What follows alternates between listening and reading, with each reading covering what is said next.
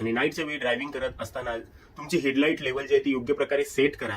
तुम्हाला जिथपर्यंत हवंय त्या हिशोबाने ती सेट करा. आणि त्याच्यासोबतच जर गरज असेल हायबीम लाईटची, जर तुम्ही निर्जन रस्त्यावरून जाताय, वळणावळणाचे रस्ते आहेत, घाटातले रस्ते आहेत, निर्जन रस्ते आहेत, अशा वेळेला हायबीम लाईटचा नक्की यूज करा. परंतु जर समोरनं कोण येताना पास होताना दिसते तर अशा वेळेला ती हायबीम लाईट बंद करायला विसरू नका. कारण की जर तुम्ही हायबीम लाईट चालू ठेवाल अशा वेळेला समोरच्या येणाऱ्या ड्रायव्हरला त्रास होऊ शकतो. जसं तुम्हाला त्रास होतो त्याच्या हेडलाईटमध्ये, तसंच तुमच्यामुळे त्याला त्रास होऊ शकतो. त्यामुळे जो निर्जन रस्त्यावरती जाते का हायबीम लाईटचा यूज केला तरीही चालेल. तुम्हाला एक लॉंग विजिबिलिटी मिळण्यामध्ये मदत होईल. शहरामध्ये हायबीम लाईटचा यूज करायचा नाही आहे. हायवेजवरती जर गाड्या कमी असतील तेव्हा किंवा निर्जन रस्त्यावरती, गावा ठिकाणच्या रस्त्यावरती आपल्याला त्या लाईट्सचा यूज करायचा आहे.